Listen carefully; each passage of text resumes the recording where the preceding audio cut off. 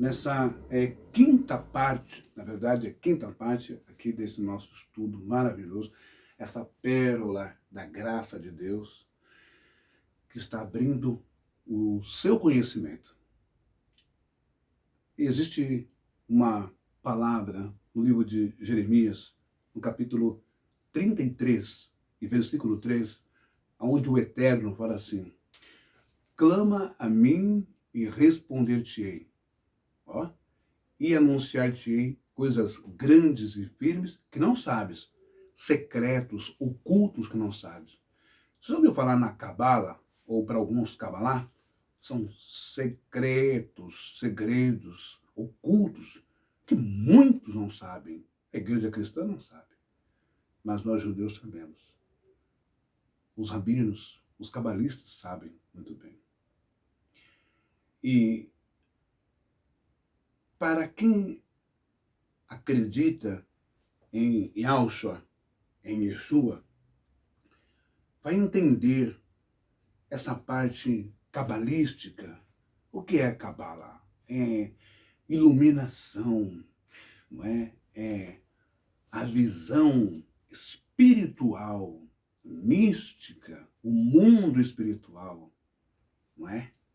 Revelado ali entre linhas e letras vivas, divinas do hebraico. Não é nada ligado a Satanás, ao demônio, ocultismo, essas coisas. Para com essas coisas, para de ser bobo, para de ser infantil. Bom, vamos lá. Esse quinto vídeo, nessa quinta parte aqui, que eu vou terminar e vou colocar no YouTube, como já expliquei, não está dando para fazer ao vivo. Para resumir, a maldade, o mal, vem do homem, do tal ser humano. Assim sendo Deus conhecedor do coração e dos rins do ser humano, conforme lemos em conforme lemos em Jeremias, não é? 17, do 9 ao 10, mas eu vou destacar agora o versículo 10. Ani Yahiver, em hebraico, Ani Yahiver, eu, o Senhor, Roker levir boren, kelayot velatet, leishi kedarechon, kiderachaim, né? Kiferi maalai. Eu, o Senhor, esquadrinho o coração, eu provo os rins. Isto para dar a cada um, segundo os seus caminhos, segundo o fruto das suas ações. Veja bem isso, segundo o fruto das suas ações. Ok? Quando lemos na Torá, instrução, que significa Torá, significa instrução, nós vemos leis e punições para aquele que abusa de uma mulher virgem, abusa de uma noiva, abusa de uma mulher casada, para aquele que cobiça as coisas do próximo, para aquele que invade a casa do próximo, para aquele que rouba e mata. Existe justiça, ok? Não é passar a mão. Por isso que eu falo, essa tal graça hoje, esquisita que está no mundo aí, como eu disse nas primeiras transmissões, que o irmão Noel cantando uma mulher, sendo ele casado e pastor, advogado, palestrante e tal, cantando uma mulher para levar a mulher para um sítio dele, né? Depois de ter dado um calote na irmã Nice Coutinho, que faleceu, e ele não apagou de jeito nenhum, não pagou o que devia, enrolou, gritou, maltratou nos telefones, que eu tenho os áudios, ela conversando comigo, desabafando, e ele enrolou a irmã Nice Coutinho, até a irmã Nice Coutinho vir a óbito, morrer. Nice Coutinho é conhecida aqui em todos os grupos aí da graça, que as pessoas conhecem ela, não é?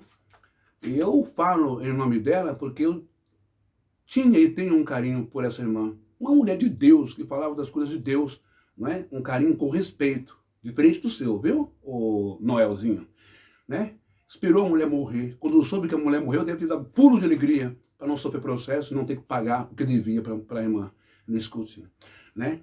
Então essa graça aí, que gosta de meter o pau na lei de Moisés, a lei de Moisés, a lei de Moisés, não sei o que, Moisés e judeu, a lei de Moisés. Sabe por que vocês gostam de meter o pau na lei de Moisés? Sabe por que vocês gostam de meter o pau no Velho Testamento, etc, etc, etc, etc? Porque o Velho Testamento não tolerava, né, Moisés, o Velho Testamento, não tolerava safadeza, vagabundagem, pilantragem, não tolerava putaria, não tolerava pederastia, não tolerava sujeira, nojeira, não tolerava safadeza, egoísmo, não tolerava pegar a mulher do vizinho, pegar o cavalo, pegar a égua, a vaca, a ovelha do vizinho, cobiçar as coisas dos outros. E para isso tinha punição, a chibata no couro. É por isso que vocês odeiam tanto assim a lei de Moisés, papapá, papapá, papapá. Mas está escrito aqui, ó, Jeremias 17:10. Eu sou o Senhor, esquadrinho o coração e provo os rins, isto para dar a cada um segundo os seus caminhos, segundo o fruto das suas ações. Fruto das suas ações, seus caminhos, suas decisões, né? Seus desejos de ir lá e arrebentar com uma moça, fazer isso, aquilo, outro. Você quer valer conta que daqui a 1 ano, 2, 3 anos, vai aparecer aí pastor indo lá evangelizar esses vagabundos, delinquentes, esses monstros que abusaram da menina Vitória, aqui em Cajamar. Torturaram e mataram ela. Vocês querem? Presta atenção no que eu estou falando, né? Presta atenção como existe aí uma inversão de valores. Segundo a lei de Moisés, essa turma nem era para estar mais aqui. Segundo a lei de Moisés, era para serem surrados no chicote, na chibata, para aprenderem, para não fazerem mal a ninguém. Não poderiam estar em sociedade, para não contaminar, para não influenciar os outros jovens, outros filhos. Mas na graça tudo pode. Será que Jesus concordava com tudo isso? É claro que não, gente. Ele era judeu. Não conversa fiada pro meu lado que não rola, não. Por isso que o mundo está assim, por isso que a igreja está cheia de estuprador, está cheia de tarado, está cheia de safado, cheia de corrupto. Por isso que a igreja está cheia de pastor acumulado com tráfico de drogas, lavando dinheiro para o tráfico de drogas em São Paulo e no Brasil.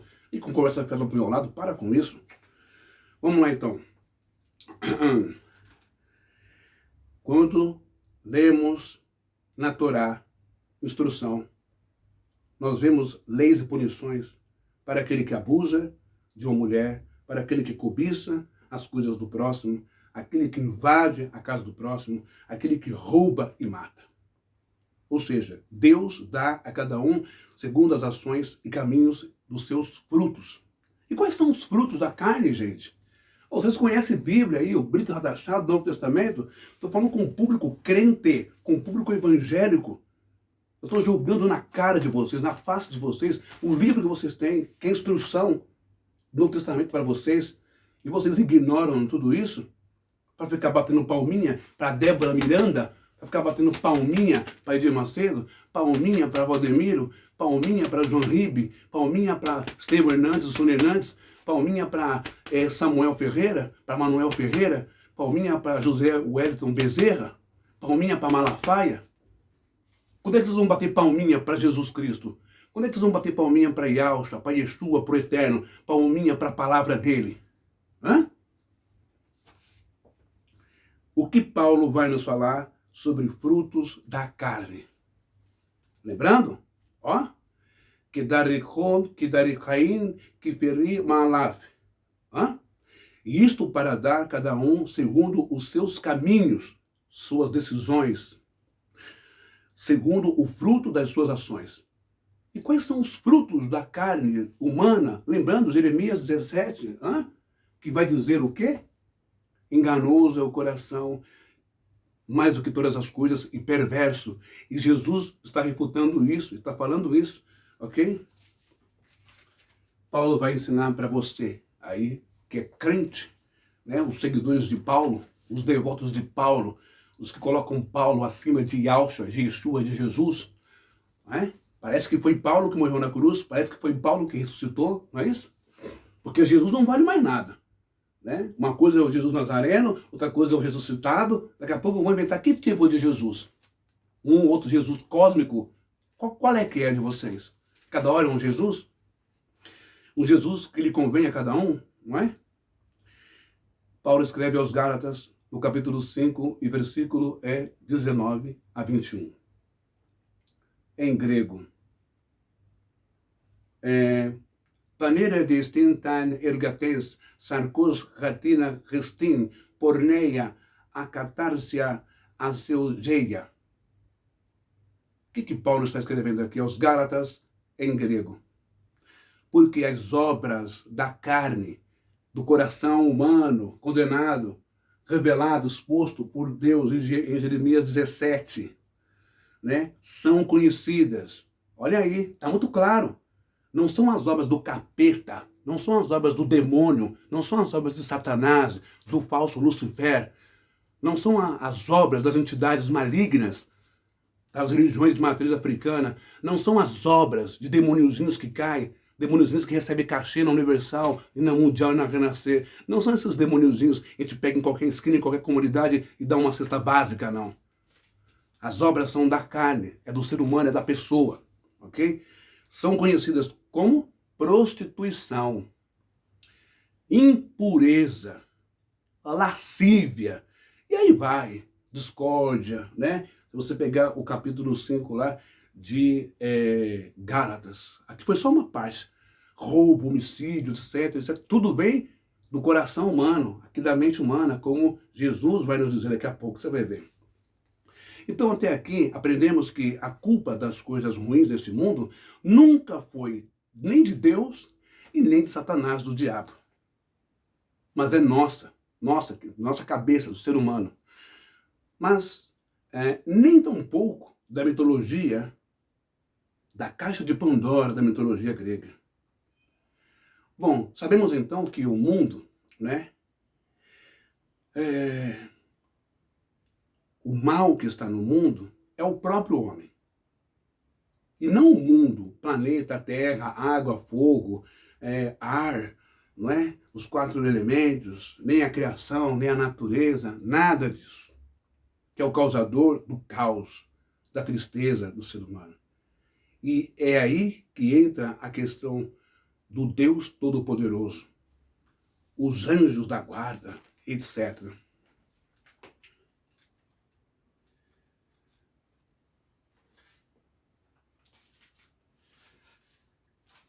Jesus, ele vai nos ensinar o seguinte: passamos a vida inteira acreditando que Deus livraria os escolhidos dele das mortes mais cruéis e hediondas pelo Talibã, como era colocado nos vídeos da rede Al-Qaeda. Nós acreditamos a vida inteira que Deus ia mandar anjo lá e ia livrar aquelas pessoas que não tinham nada a ver com a causa que eles defendiam de guerra ou de ódio.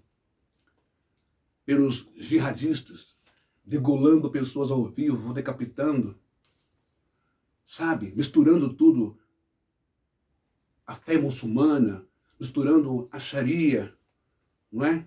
Misturando o Alcorão, fazendo uso de Deus, de Maomé, para justificar um ódio do coração doentio deles.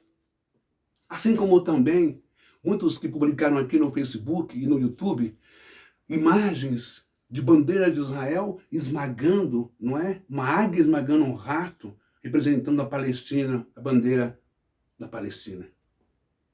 Cada um usando Deus e a sua fé para justificar os seus atos hediondos. Ah, você viu lá os mísseis do Hamas não está danificando Jerusalém, nem a cidade, nem Tel Aviv, nem nada, porque o Deus de Israel está protegendo. O Deus de Israel, coisa nenhuma. Não tem Deus de Israel protegendo Israel, banana para quem acredita nisso. Tá bom? O Deus de Israel que está defendendo Israel lá contra os mísseis, as bombas, os foguetes, os drones do Hamas, seja lá de quem for, do Hezbollah, não é Deus de Israel, não é o Deus da Bíblia, não. Não é o pai de Yeshua e Yahshua, não. O Deus que está defendendo lá, sabe quem é o Deus que está defendendo lá? O ICEI. United States of America, que é os Estados Unidos. Por conluio, por acórdãos, por negociata, por acordos de grana, de bilhões de dinheiro, por questões de petróleo, por questões geográficas, de terra, e também porque muitos judeus ajudaram a fundar os Estados Unidos, ajudaram a fundar Nova York, que era Nova Orleans. Então tem muito banco hebraico, muito banco judaico nos Estados Unidos. Ah, tem muita dívida também com Israel. Esquece essa história de anticristo, essa história de Deus no meio e diabo. Isso é conversa para boi dormir, isso é um cenário, um fantoche, isso é um cenário idiota para você acreditar e ficar aí batendo palma para Israel, destruindo a faixa de Gaza, que pessoas que não têm nada a ver com o que o Hamas fez. E a mesma coisa, batendo palma para Hamas, destruindo Israel, matando vidas, vilarejos, as casas, as pessoas, que não tem nada a ver com a maldade de Benjamin Netanyahu, com a maldade do grupo, da equipe de guerra, do gabinete de guerra de Israel. Você acha que Israel inteiro está a favor de Benjamin Netanyahu? Não está. Então, mostrando para vocês, não é, que Jesus está ensinando, a Bíblia está ensinando, que esses homens são Elohins, são deuses pequenos, são deuses maus no mundo e na terra, ok?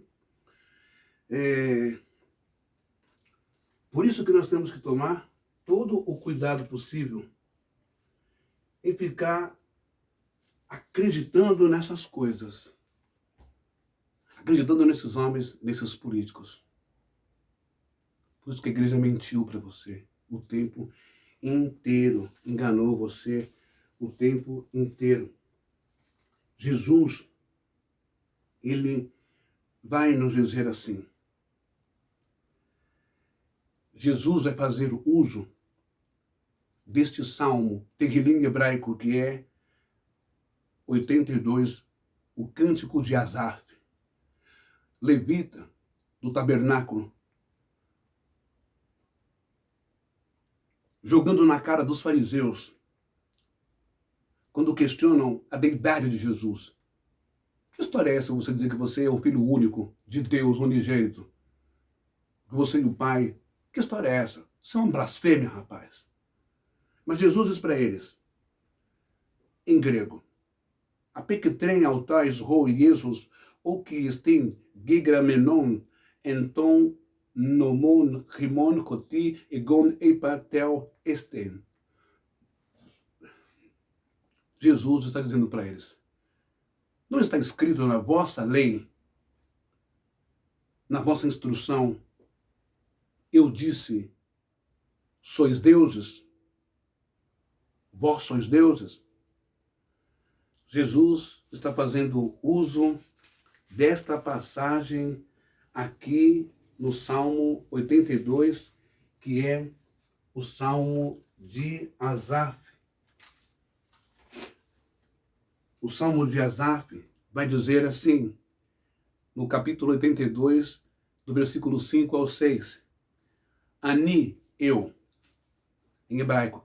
Ani amariti belohim aten uvenei eleion kulechem akhen keadan temutum ukriash chassarim tipulu.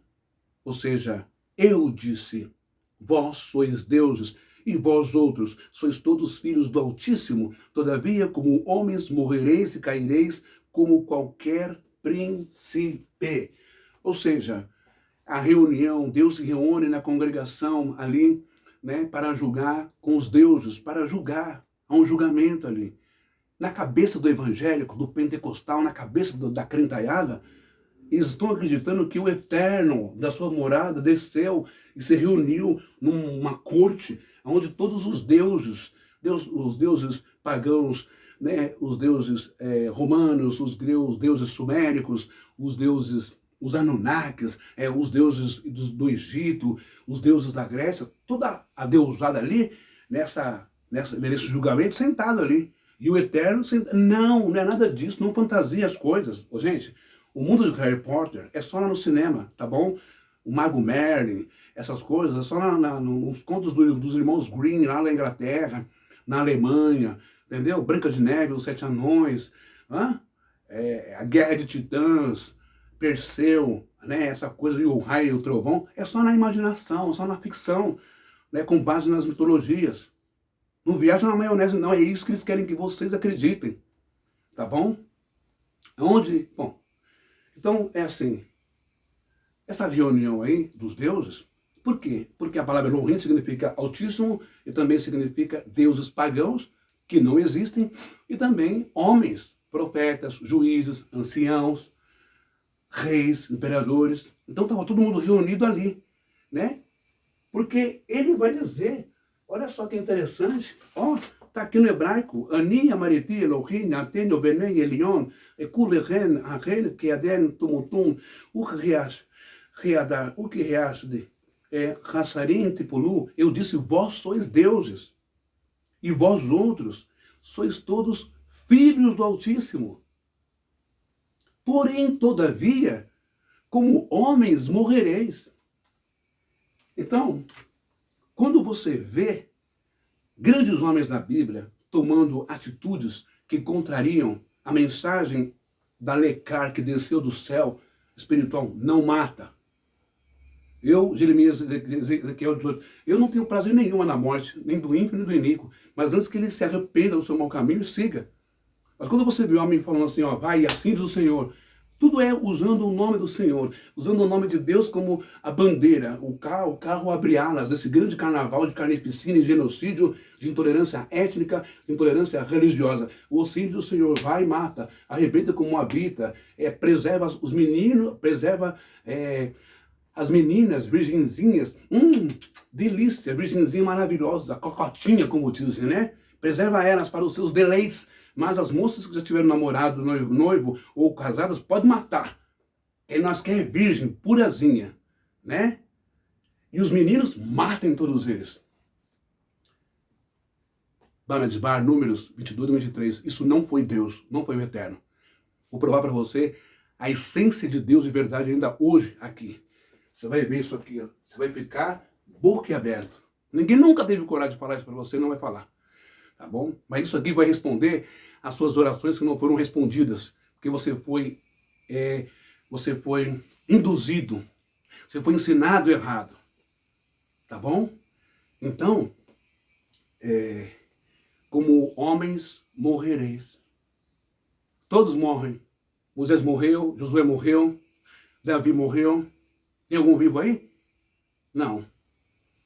Os papas do cão morreram, até um papa que o Napoleão Bonaparte entrou lá na igreja de São Pedro, no Vaticano, e prendeu ele pelo genocídio que ele matou 10 mil cristãos, se eu não me engano, em nome da fé.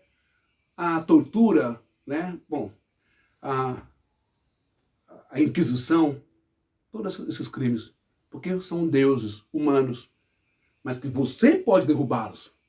Você pode tirar eles do pedestal de deuses. É inadmissível uma igreja como a Assembleia de Deus Vitória em Cristo do Ciro Malafaia, com os seus bancos ficarem lotados de pessoas, pagando, babando, vendo os absurdos, as heresias, as coisas horrorosas que esse cara fala na cara de vocês. Porque vocês estão seduzidos. É um Deus de nada, um Deus hominho, mas um Deus que tem poder de influenciar vocês. E vocês são induzidos ao erro e vivem num mundo de idolatria. Idolatram o Malafaia e todos esses caras. Vocês só não adoram, vocês só não trabalham, vocês só não são devotos à espiritualidade, a Deus. Resume tudo-se no carinho, no amor, no afeto, na bondade. Isso vocês não fazem. Então vamos lá.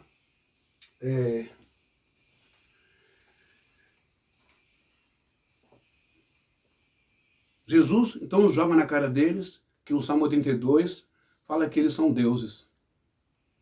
Mas a lei diz que vocês são deuses? Por que eu não posso me declarar um Elohim também? Um filho do Pai também? Por essa ótica, você também pode compreender por que os discípulos chamaram Jesus de Deus também. Deus meu, Deus meu. Tomé disse, Senhor meu e Deus meu. Porque ele tinha poderes sobrenaturais, paranormais. Ele se destacou acima dos fariseus, desses Elohims, se destacou acima do sumo sacerdote, Anás e Caifás, curava as pessoas ali, e tirava das pessoas o poder do Pai que estava neles também nas pessoas. Você vai aprender sobre isso aqui. né, o poder do Eterno dentro de cada ser humano, de cada vida nesse mundo. E Jesus sabia disso. E ele só despertava isso nas pessoas. Quer ser curado? Você crê? Então está curado. É assim. Não é quer ser curado? Me dá o dízimo. Me dá 100 reais, 50, 200, 500, 1000, 2000. Pega o voto, faz nada disso. Essa palhaçada, esse carnaval, essa baixaria, digamos, desculpa o termo de baixo calão, essa putaria que virou a igreja evangélica brasileira. Ok? Vamos lá. Vós sois deuses.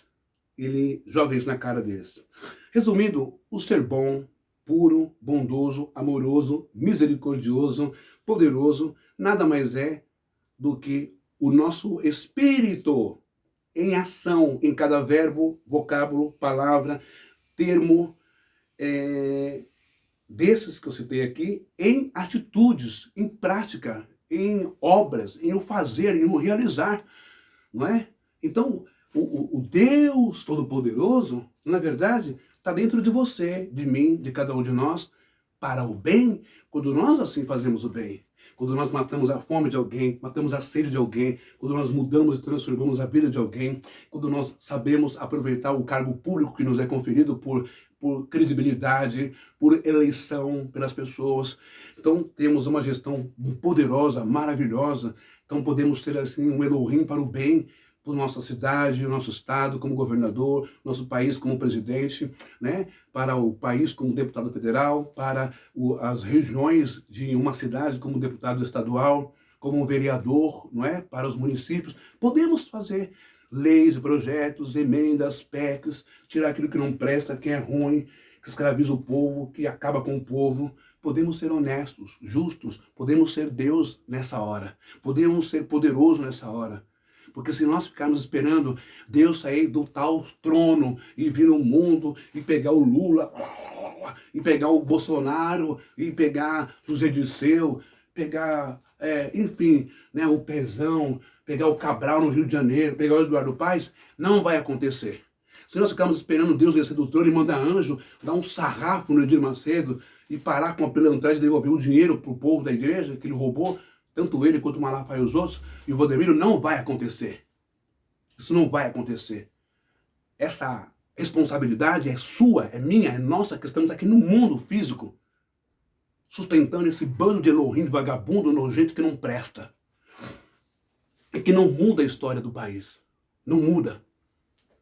Vai ver a casa do Samuel Ferreira aí, ó, no Morumbi, a 6 metros da casa do Silvio Santos. Vai ver a casa dele. Quantos milhões ele pagou? Com dinheiro da onde? De quem? Fala para mim, isso é do seu dinheiro da Debrais? Muito bem.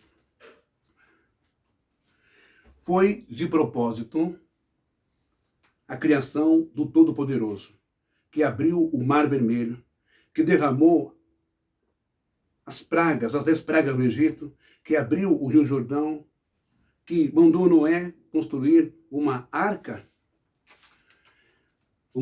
da aliança, abrigaria todos os animais do mundo e a família de Noé, que derramou o fogo dos céus e consumiu o altar, que falou com Moisés, que andou como uma coluna de fogo durante a noite no frio intenso do deserto, e que andou também durante o dia como uma nuvem gigante em forma de mão para proteger do calor intenso do deserto durante o dia, e que fez tantos milagres e prodígios e livramentos, não passou de uma invenção, uma história com ele, um conceito para alimentar, para alienar, para fanatizar, para habituar um povo e o povo alimentar esses sacerdotes, ou seja, a manipulação da religião, como nós vemos acontecer nos dias de hoje?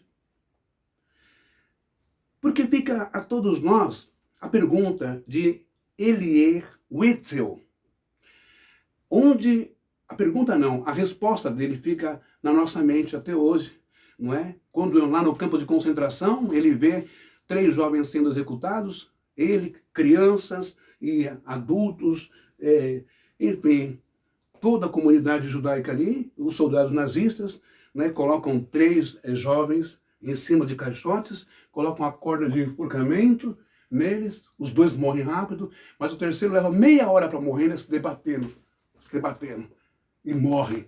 E alguém atrás pergunta, onde está Yahvé, onde está Adonai, onde está Deus, onde está Jeová Jiré, onde está o Deus Todo-Poderoso da Bíblia que abriu o Mar Vermelho? Que Mar Vermelho que abriu que nada? Para de mentira, para de engodo religioso, de tergiversação, para de enganar as pessoas. Não abriu o Mar Vermelho coisa nenhuma. Paredes de 5, 10, 6 metros de altura, não é? O povo passando. Isso é mentira, isso é lenda, ok? O que aconteceu foi que passaram por cima de águas, não é? Ali, mar de junco. A água batia até a cintura, no máximo até a cintura, e foram todo mundo embora e passou. Não tem abertura coisa nenhuma. Ó, aproveitaram aí uma estiagem, uma época em que as águas estavam baixas e passaram. Mas não tem abertura de mar coisa nenhuma. Passaram uma ideia errada, equivocada de um Deus extremamente poderoso e soberano que livrasse o seu povo. E agora os seus fiéis, os filhos de Deus do mundo, estão pagando por isso. Por uma crença errada, alimentada de forma errada, que beneficiou lá no passado o sacerdócio, que beneficiou o povo hebreu através das tradições orais. E agora, em pleno holocausto, esse Deus Todo-Poderoso não se manifesta. O período mais cruel, mais violento, mais hediondo, mais sanguinário, mais torturoso. Aonde está o Deus de Israel? Que abriu o Mar Vermelho, que abriu o Jordão, que derramou fogo dos céus, que falou da montanha do Sinai, o Sinai fumegou, trovejou, e 6.000 pessoas viram. Só esqueceram de Deus quando Moisés subiu e não apareceu mais, pedindo para fazer um Deus também de ouro, um bode, não é? De ouro. Viram? Ouviram Deus falar lá no deserto ou não? Será que é mais uma lenda? Vou te mostrar para você quem é Deus, a sua essência, a sua força. Você vai ficar abismado. Ok? E aonde ele está nos momentos de crueldade? Beleza? Então vamos lá. Uma pergunta. Em pleno campo de concentração, um jovem leva meia hora para morrer. E alguém pergunta, onde está Deus, o Deus de Israel agora? Onde está o Hashem? Cadê ele? E ele é Wetzel, um escritor, um jornalista, um judeu, vendo tudo aquilo, as crianças vendo em choque. Uma voz, segundo ele diz que uma voz dentro dele responde à pergunta que foi feita atrás. Deus está ali. Está ali, naquele corpo, enforcado. Deus está ali. Por que Deus está ali? Como vamos entender e compreender que Deus está ali? Por mais contraditório que seja, esse Deus se manifestou em algo tão calmo e suave, talvez mostrando sua verdadeira presença, sua verdadeira essência e natureza, se assim possamos dizer. Quando nós olhamos no livro de 1 Reis, capítulo 19, versículo 11 e 12, olha só que interessante, não é? Um profeta da envergadura, um profeta da altura, da importância do profeta Elias. Diz assim lá, 1 Reis 19, 11 e 12. Yahvé ופני והר ועמדת את זה ויאמר וחזק גדולך ורוח עובר יהבך ולנך יהבך לפני סלעים ומשבר חרים לא רש חרואן ויחר יהבך ורוח לא יהבך ורעש. Veja só. E ele lhe disse, Deus disse para o profeta Elias, com medo de uma Elohim, Jezabel, estava preso, depressivo, morrendo de medo dentro da caverna. E ele lhe disse, sai para fora e põe-te neste monte, perante a face do Senhor. Também um grande e forte vento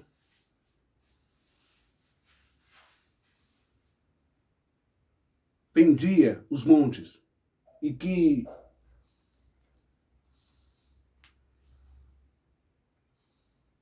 rachava as penhas diante da face. Sai para fora e põe-te neste monte, perante a face do Senhor. Eis que passava o Senhor com o que fendia. Passava o Senhor também um grande vento.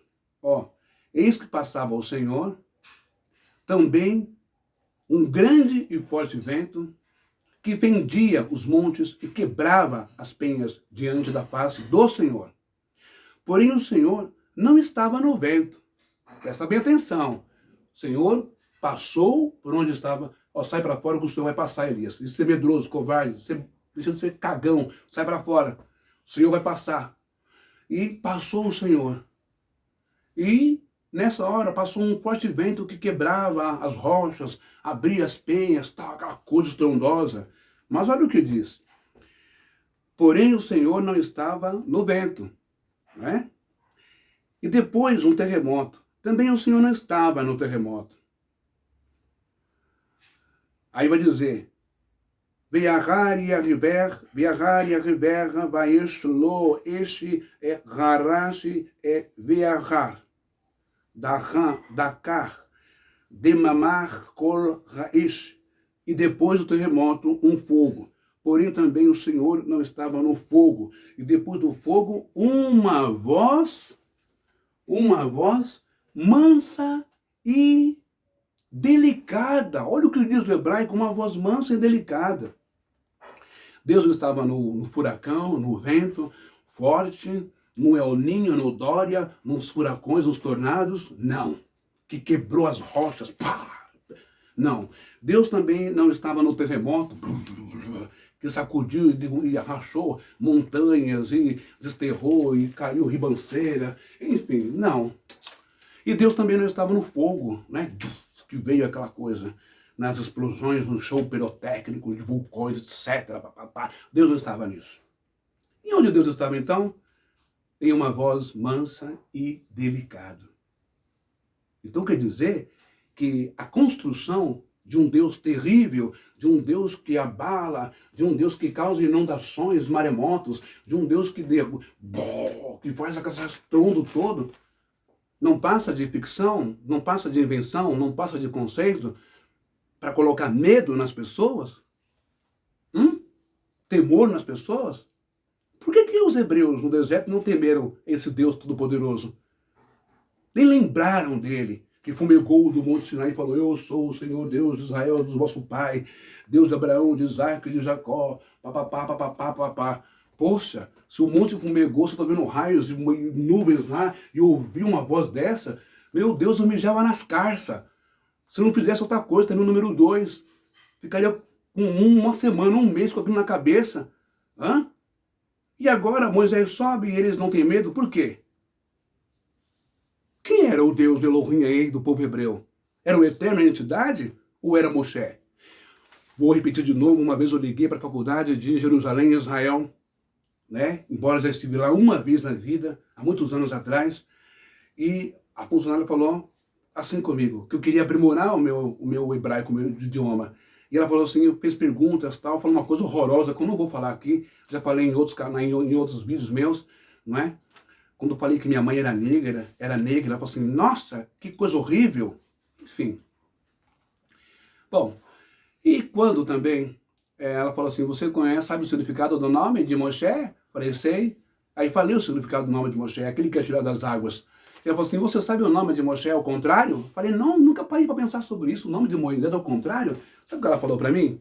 O nome de Moisés ao contrário de Moshe é Hashem. Sabe quem é Hashem? Sabe quem é Hashem? Hashem, ou Hashem, ou Hashem, para o povo judaico, sabe quem é? O Eterno, o Deus Todo-Poderoso. Matou a charada? Matou a charada? Resolveu?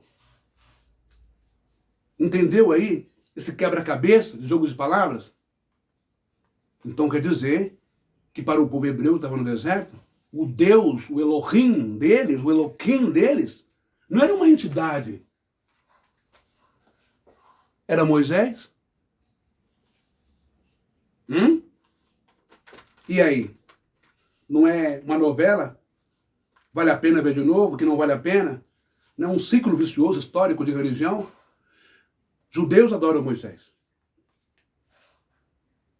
Cristãos adoram Papa, e bispos, e padres, e missionários, e anciãos, reverendos, falsos apóstolos, presbíteros, pastores. Só não adoram a Deus, porque Deus é uma voz mansa e delicada e suave.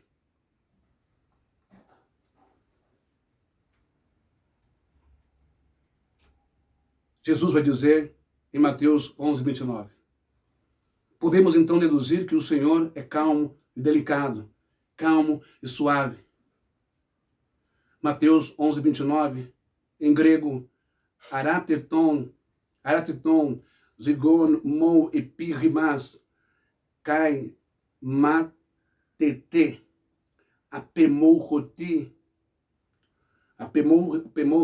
praus, eimi, kai, tapenos ten, cardia, kai, eurensete, anapausin, tais, pseudais, rimon. Eu não sou muito bom no grego, não, tá bom? Então perdoe-me aí vocês. Mas diz assim, tomai sobre vós o meu jugo e aprendei de mim, porque sou manso e humilde de coração, e achareis descanso para a vossa alma. Por que Yahshua? Essa é só uma ilustração, tá? Por que Yahshua, Yeshua, Jesus, se identifica como manso? Lembra de 1 Reis, capítulo 19, e versículo 11 e 12? Lembra o que diz?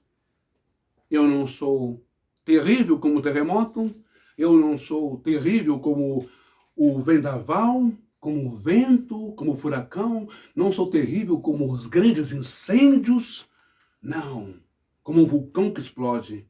Eu sou uma voz mansa e delicada. Está entendendo? Porque essa figura, essa constituição de um Deus terrível como um furacão, como um fogo, como um terremoto, virá e vai livrar a igreja, vai fazer isso, vai fazer aquilo outro, clamando, levando as pessoas na rua para que o Deus eterno venha, o Deus poderoso, e derrame fogo e queime o Lula, e queime o Bolsonaro, e queime fulano, e queime cicrano, e acabe com o crime, e queime e mate todo mundo. Isso não vai acontecer, porque Deus não é isso. Quem fez isso, quem construiu isso, foram os Elohims, homens mentirosos, perversos, coração enganoso, coração ruim, que reina nesse mundo, mas que podem ser depostos. Quando você disser, ei, parou, não. Na minha cabeça você não entra mais com as suas doutrinas. Ei, Deusinho mequetrefe, malafazinha. Ei, Deusinho mequetrefe, Edir Macedo. Ei, Deusinho mequetrefe, Valdemiro. Ei, Deusinho mequetrefe, Malafaia. Ei, Deusinho mequetrefe, Hernandes da Presbiteriana. Ei, Deusinho mequetrefe, Marco Feliciano. Ei, Deusinho mequetrefe, João Reime Palharim. Ei, Deusinho mequetrefe, Agenor Duque, Ingrid Duquezinha. Agenor Truque. Ei, Deusinho mequetrefe, Rei Soares. Na minha cabeça, vocês não entram mais. Acabou. Jesus, então, tem uma herança do Pai.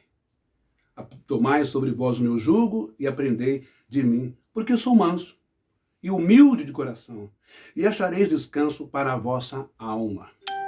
Então, continuo perguntando onde está o Deus terrível que mata os inimigos, que afoga Faraó e os seus exércitos, que destrói Sodoma e Gomorra, senão na pregação oral, tradicional dos hebreus, porque vejo Yeshua, Yahshua, Filho de Deus eterno, falando de calmaria, de mansidão, suavidade e descanso.